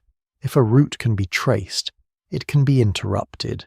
If a rival's discoveries are known, their secrecy has failed. This is why cartographic information is often guarded. In the Iberian world, official maps and pilot knowledge are tied to imperial competition. Secrecy is imperfect, but the desire for secrecy shows how valuable geographic data has become. The Piri Reis map is therefore not just a compilation of sources, it is evidence of leakage, somewhere between Portuguese voyages, Spanish claims, Atlantic sailors, captured materials, and Ottoman intelligence. Information escapes the hands that tried to control it. No single explanation fully accounts for every path it travelled, but the result is clear on the parchment-guarded knowledge has crossed a frontier. A lesser-known political function of maps lies in their ability to organise uncertainty without admitting weakness. A ruler does not want to hear only that the world is confusing. He wants patterns, routes, coastlines, and possibilities. A map can provide that, even when parts of it are doubtful. Its confidence can be useful even when imperfect. This does not mean mapmakers are deliberately dishonest. It means that in political settings, a partly known world often has to be drawn as though it can be acted upon. Blankness may be intellectually honest, but it is strategically unsatisfying. Piri's map, with its mixture of accurate inheritance and uncertain extension, reflects this tension. It gives form to a world still being understood because power requires form. This helps explain the decorative richness of the chart. The images are not mere ornament. Ships, rulers, animals, islands, and inscriptions make the world appear inhabited, ordered, and narratable. They turn geography into a story of possession and encounter. For an imperial viewer, such a map is not only a tool but a stage. It shows where rival Europeans sail, where strange lands lie, where oceanic possibility expands. It invites the viewer to imagine the empire as part of a global theatre. Even if its immediate battles are closer to home, the map's beauty is political because beauty persuades. A carefully made chart can make uncertain knowledge feel worthy of attention. At the same time, the map carries the violence hidden beneath cartographic elegance. The Atlantic coastlines are not drawn from peaceful curiosity alone. They are fed by conquest, enslavement, forced labour, raids, rivalries, and the capture of ships and people. The information that reaches Piri may have passed through hands under pressure. A pilot's memory may have been extracted in captivity. A chart may have been taken from a defeated vessel. A report may have begun in the suffering of indigenous communities whose lands were converted into imperial data. What survives in the record suggests that maps often transform human upheaval into clean lines. The parchment is quiet because the noise has been absorbed before the ink dries. This is why the Piri Reis map can be read as a political weapon even if it was never carried into battle. It arms the mind. It tells an empire where rivals have gone, what they claim to know, and how the edges of the world are being redrawn. It allows Ottoman power to participate in the global transformation not only by sailing, but by knowing. In that sense, the map is a form of resistance to exclusion.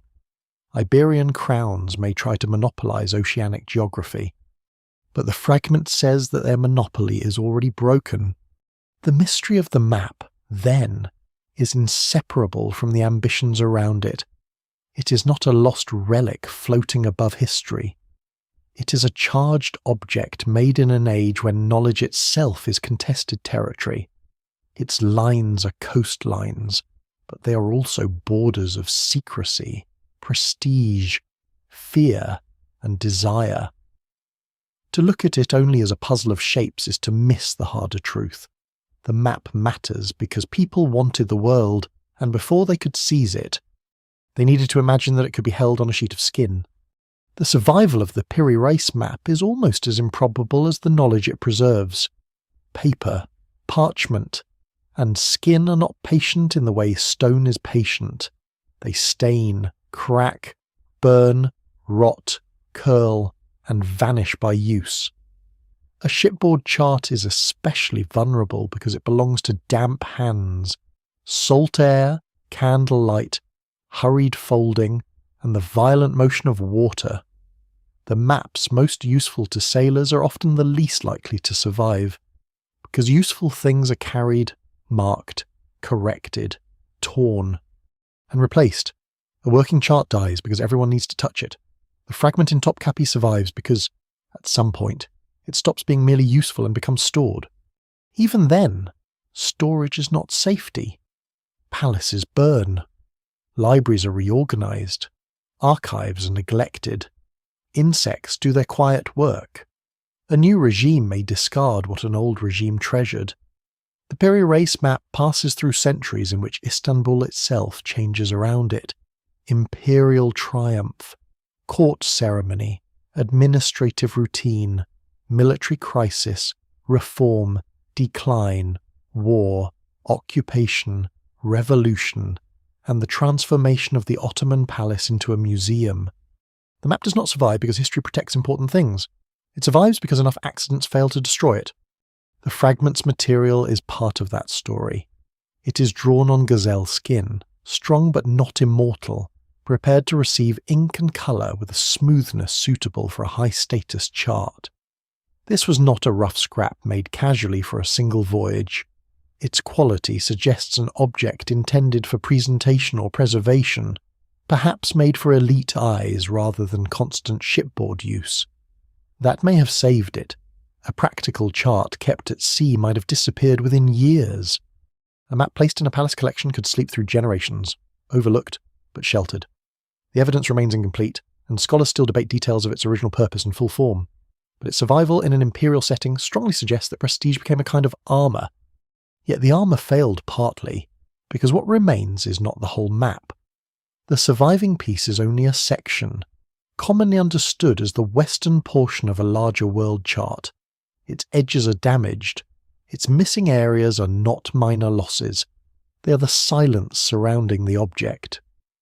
Those lost portions might have clarified the map's structure, sources, and intentions.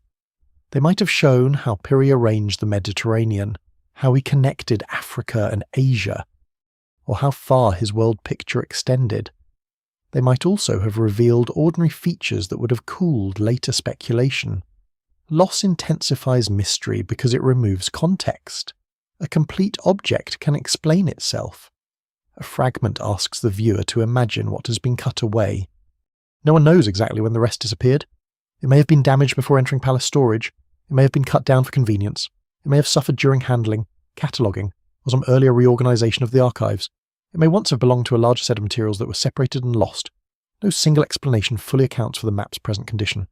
What can be said is that its fragmentary state is not unusual for early maps.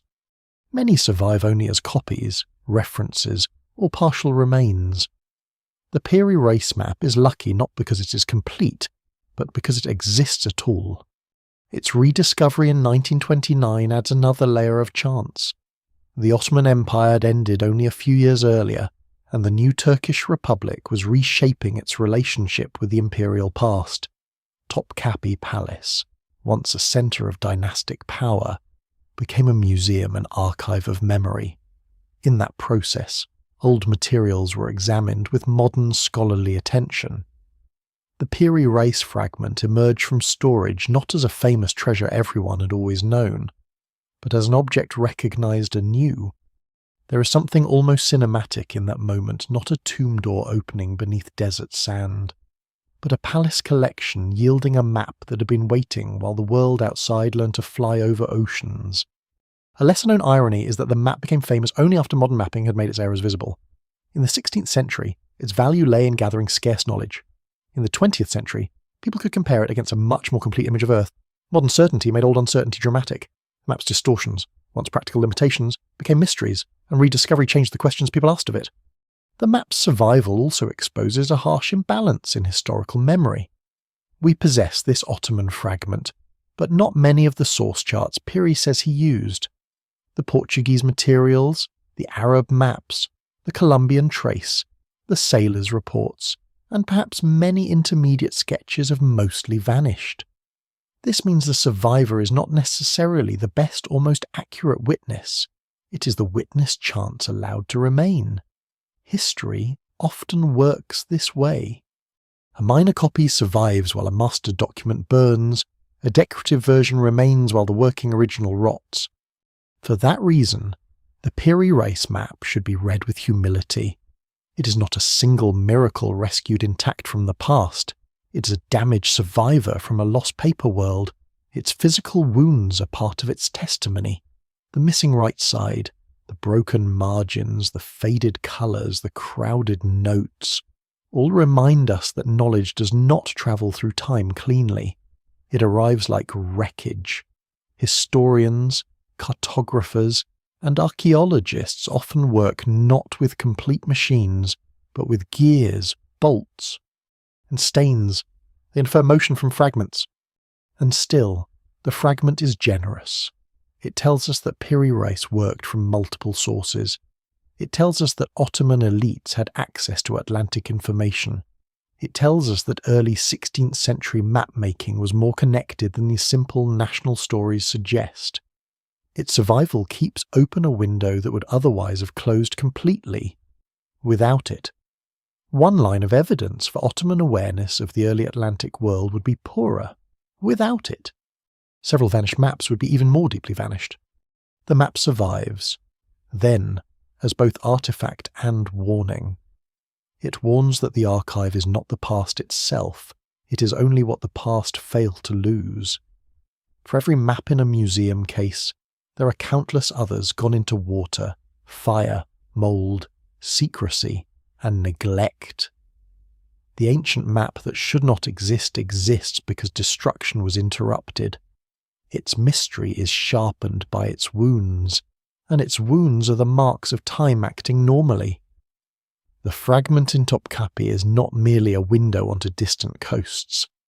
It is proof that history reaches us unevenly, with some voices preserved by accident and others cut away forever.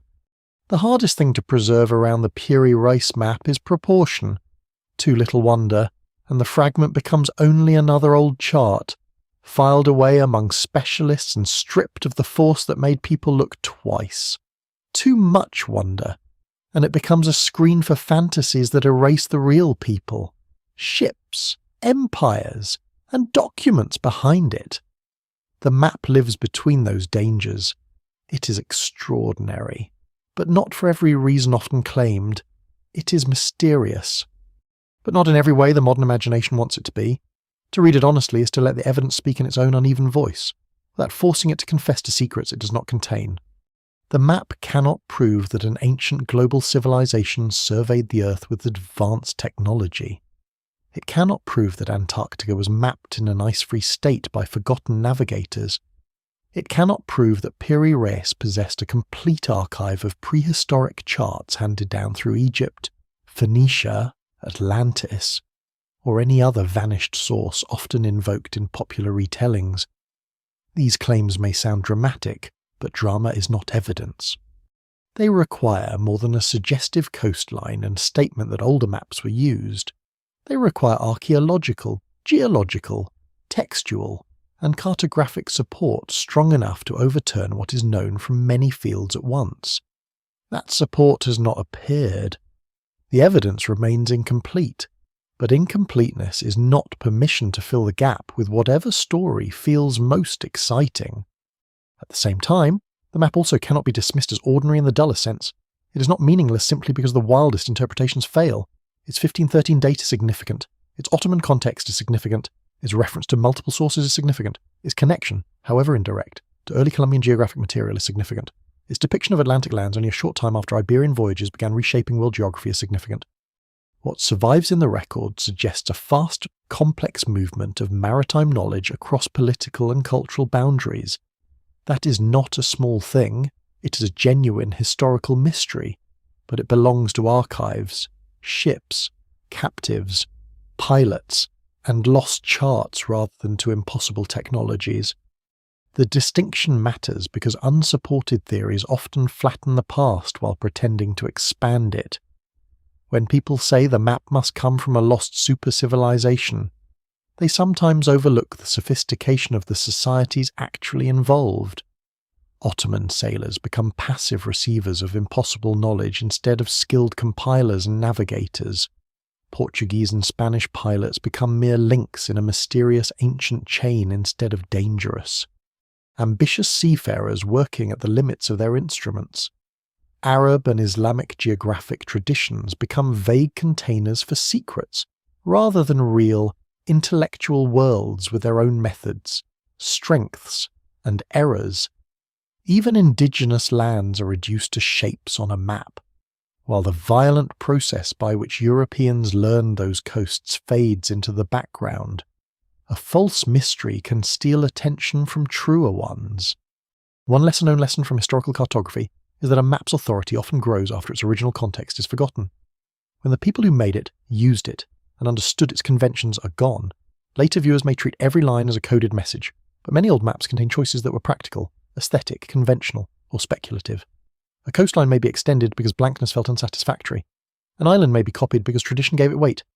A note may preserve a sailor's claim without proving the claim true. Scholars still debate details of the Piri Reis map because the object is complex, but debate is not the same as chaos. Some explanations are better grounded than others. The most responsible reading begins with the map's own century. That century gives us enough. It gives us a world in which Portuguese maritime knowledge is valuable and guarded, but never perfectly sealed. It gives us Spanish voyages generating reports and charts that circulate beyond official control. It gives us Ottoman naval networks tied to warfare, diplomacy, and intelligence. It gives us Portolan traditions capable of remarkable coastal detail and equally capable of distortion when stretched across oceanic spaces. It gives us mapmakers accustomed to compilation. It gives us lost sources whose existence can be inferred even when their surfaces have disappeared. No single explanation fully accounts for every feature, but the combined historical setting accounts for the map far better than a leap into unsupported ancient technology. The map also cannot prove perfect knowledge because it is visibly imperfect. Its errors are not minor scratches on an otherwise modern image. They are structural. Shapes are distorted. Distances are inconsistent. The western lands are not arranged with the precision expected from a true global survey. The supposed Antarctic coastline does not behave like secure polar geography. The map is brilliant not because it escapes the limitations of its age, but because it reveals them so clearly. It shows an age powerful enough to gather distant information, yet still unable to stabilize it fully. That is a more interesting condition than perfection. Perfection would close the story. Imperfection keeps the human process visible. And what a process it is. A sailor sees a coast and remembers its danger. A pilot marks a distance by dead reckoning. A royal office copies a chart. A ship is captured. A prisoner talks. A translator changes names. A mapmaker compares sources that do not agree. A ruler receives a beautiful object that makes the widening world appear almost manageable. Somewhere in that chain, errors enter somewhere else. Genuine observations survive. The final parchment is not a lie. But neither is it a transparent truth. It is a sediment of human movement. That is what the map can prove. It can prove that knowledge in the early 16th century was more mobile than political borders suggest. It can prove that Ottoman cartography was engaged with a new Atlantic geography soon after it entered imperial competition. It can prove that lost maps mattered, because their traces remain even when the maps themselves do not. It can prove that history is not made only by the first person to reach a place, but also by those who gather, interpret, and repurpose the news of that reaching. So the Piri Reis map should not be treated as a solved object, but neither should it be treated as a free space for any theory. It asks for disciplined wonder. It asks the viewer to stand close enough to see the ink, but far enough back to see the world that produced it. The real question is not whether the map proves everything people have imagined. It does not. The real question is why a damaged Ottoman fragment can still preserve the memory of so many vanished roots of knowledge. That question is smaller than the legend, but deeper, and unlike the legend, it does not disappear when the evidence is examined. The real ancient mystery of the Piri Reis map is not that it should be impossible, it is that it should remind us how much of the possible has disappeared. The fragment does not need to be forced into the role of forbidden proof, because its quieter testimony is already profound. It shows a world where information crosses seas faster than official histories sometimes allow, where sailors carry coastlines in memory, where empires steal knowledge from one another, where older traditions survive inside newer ambitions, and where a single sheet of gazelle skin can hold the residue of vanished documents. The map is not a message from a lost technological age. It is a message from a very real age whose paper trails have mostly turned to dust. By the time Piri Reis draws his chart in 1513, the world is already filled with networks older than the Atlantic empires rising into power. Mediterranean sailors have been crossing between cultures for centuries. Islamic geographers have preserved, corrected, and expanded bodies of knowledge from many directions. Merchants have carried information alongside textiles, spices, metals, slaves, books, and rumours. Port cities have acted like living archives, storing practical geography in human minds as much as in manuscripts. The sudden shock of the Americas enters this older system and changes it, but it does not create global connection from nothing. What survives in the record suggests that the map is one point where many older currents meet a violent new oceanic age. This is why the phrase ancient map can mislead and still contain a truth. The surviving object is early 16th century, not prehistoric. Its maker is known, its world is historical, but the knowledge inside it has ancestry. Some of that ancestry may reach back through generations of Mediterranean chart-making. Some may pass through Arab and Islamic scholarly traditions. Some may come from Portuguese voyages along Africa and Brazil. Some may descend from Columbian materials now lost. Each source has its own earlier sources, and behind each source are people whose names are gone. The map is ancient not because it comes from a mythical, forgotten civilization, but because knowledge itself often travels through deep time in fragments, copied and recopied until the first witness disappears. A coastline on the map may therefore be younger than it looks in one sense and older than it looks in another. The ink belongs to Piri, the parchment belongs to his workshop and moment. But the habit of drawing coasts from sailor knowledge is older. The compass networks belong to an inherited maritime language. The trust placed in earlier authorities reaches back into medieval and classical patterns of thought. Even the errors have genealogies. A misplaced shore may preserve a mistake born decades earlier. A phantom island may carry the afterlife of a rumour first told in a harbour no one can identify. Scholars still debate details of these lineages, and the evidence remains incomplete. But the layered nature of the map is beyond doubt. The true mystery, then, is transmission. How does a thing known by one crew become a line on another empire's chart? How does a pilot's dangerous memory become official geography? How does a map made for one king, or copied in one port, or seized in one conflict, eventually reappear in the hands of an Ottoman admiral? No single explanation fully accounts for every feature of the Piri Reis fragment, because the path of information is rarely a single road. It is a delta. It branches, floods, silts up, cuts new channels, and leaves behind traces that do not always reveal their source. There is something humbling in that. Modern people often imagine knowledge as a clean archive, searchable and stable. The past worked with more fragile materials. It depended on skin, paper, ink, memory, reputation, and the survival of bodies through storms and wars. A sailor could die with a root in his head. A chart could be ruined by water in one night. A palace clerk could misplace a document that would later become priceless. A conqueror could burn what scholars would have preserved. The history of maps is therefore not only a history of discovery, it is a history of loss. And still, loss is not emptiness. Sometimes what disappears leaves pressure behind. The Piri Reis map is one such pressure mark. It tells us that other maps existed because it says it used them. It tells us that Columbian information travelled because some trace of it appears in Ottoman form. It tells us that Portuguese maritime intelligence leaked because the Atlantic coastlines are too informed to be accidental.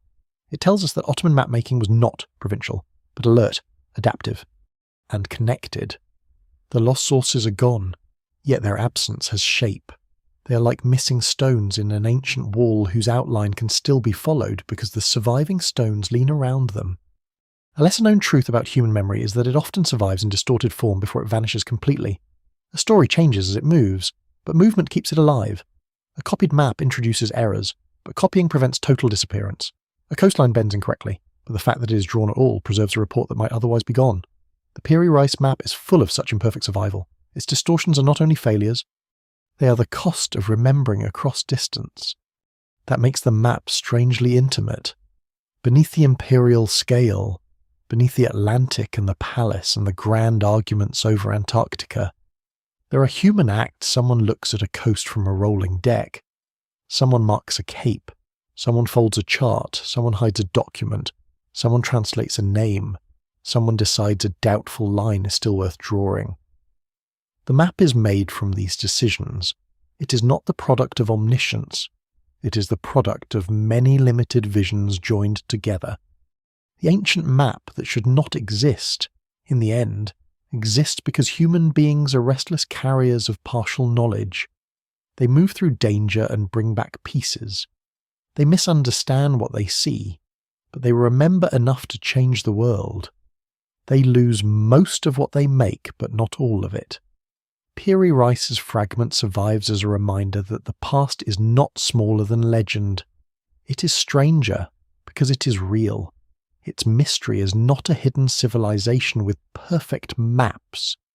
Its mystery is the vast, vanished web of ordinary and extraordinary people whose knowledge crossed oceans, entered ink, and left behind one damaged piece of skin to prove that memory can travel farther than certainty.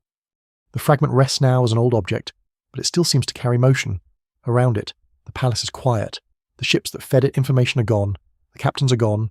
The prisoners, translators, pilots, scribes, merchants, and rulers have all fallen back into the long dark where most human lives eventually go. The Atlantic that once seemed wild and half-known is crossed by aircraft, cables, satellites, and signals moving faster than thought. The coastlines that troubled early map makers now glow on screens with effortless precision. Yet the old parchment does not feel defeated by that precision. It feels more fragile and perhaps more important. It reminds us that every age believes its map is nearly complete. Every age stands at the edge of what it knows and mistakes that edge for the edge of reality. Peary Rice and his world did not know the planet as we know it, but they knew something we sometimes forget. Knowledge is gathered by human hands, and human hands are vulnerable. They shake in storms. They copy errors. They protect secrets. They reach across languages. They draw lines where the evidence thins because silence is too difficult to accept. The map's greatest gift is not certainty. It is perspective. It lets us see a world before the world became familiar, when continents were still rumours, when oceans were political wounds, when a coastline could carry the promise of wealth and the shadow of catastrophe. It shows that history is not a straight road from ignorance to truth. It is a sea passage, full of fog, wreckage, false bearings, and sudden glimpses of land. So the torn chart remains, neither miracle nor fraud, neither proof of fantasy nor ordinary scrap. It is a survivor. It has crossed centuries without moving, while everything around it changed, and in its faded ink there is still the faint outline of a human pattern to sail beyond certainty, to return with fragments, to draw what can be drawn, and to leave the rest for time to wear away. Final image is not of a lost continent beneath the ice, but of a dim room in Istanbul, a piece of gazelle skin under careful light, and the old world still whispering through a coastline that never quite stops moving. And perhaps that is why the Peary Rice map refuses to become merely old. Some artifacts age into silence. They become beautiful, distant, and sealed inside glass, admired more for their survival than for the questions they still ask. But this map remains restless. It does not let the eye settle. The longer one looks at it, the more it seems to gather motion from vanished seas, the roll of ships off the African coast, the hard light of Atlantic islands, the crowded noise of Mediterranean harbours, the low voices of pilots arguing over distance, the quiet tension of a court where a ruler studies a world no one yet fully understands. The parchment is still, but everything that made it was moving. Its deepest lesson may be that the past is not a smaller version of the present. It is not a dim room waiting for modern people to switch on the light. It had its own brightness, its own systems of intelligence, its own methods of testing danger, its own ways of holding uncertainty without surrendering to it. Peary Rice and the sailors before him did not possess the world as a modern atlas possesses it. They did not see Earth from orbit. They could not summon coordinates from a machine. But they knew that knowledge is built by movement, A coastline becomes real to a map not because someone announces it, but because ships return, because memories agree often enough, because pilots risk their lives more than once, because errors are corrected slowly, and because some errors, stubborn and persuasive, refuse to die. The map also leaves behind a warning about how easily wonder can be misdirected. It is tempting to want the impossible mystery, the hidden civilization, the forbidden archive, the proof that everything known must be overturned at once. Such stories are powerful because they offer a clean rupture. They make history feel like a locked door waiting for one secret key. But the Piri Reis map offers a more difficult and more durable kind of wonder. It says that ordinary human networks can become extraordinary when seen across centuries. A captured chart, a sailor's memory, a lost Portuguese source, a Mediterranean tradition, an Ottoman compiler, a palace archive, a 20th century rediscovery. None of these alone is impossible. Together they create something that feels almost impossible because time has erased most of the bridges between them. That is how much of history works. The great vanishings are not always cities swallowed by jungle or temples buried under sand. Sometimes what vanishes is the chain of custody. A document exists, influences another document, and disappears. A name is copied, mistranslated, and preserved long after its first meaning is gone. A sailor sees a shore and never writes his own account, but another man hears him, and a third man draws from that hearing centuries later. Scholars stand before the surviving line and try to reconstruct the weather, politics, fear, and ambition behind it. The evidence remains incomplete. It almost always does. Yet incompleteness is not emptiness. It is the shape of a door that once opened. The Piri Reis map is one of those doors. It opens not onto a single lost world, but onto many. There is the world of Ottoman naval intelligence, sharp-eyed and pragmatic. There is the world of Iberian expansion, violent and hungry, where discovery and devastation move together. There is the world of Mediterranean chart-making, patient and cumulative, built from countless coastal passages. There's the world of archives, where some things sleep for centuries while others are destroyed in an afternoon. And beyond all of them is the world of human memory itself, fragile, distorted, and astonishingly persistent. The fragment asks us to imagine all the maps that did not survive, not only the grand charts made for kings, but the rougher materials stained coastal sketches, pilot notes, route lists, copied bearings, annotated scraps, diagrams drawn from memory, maps folded into chests on ships that never returned.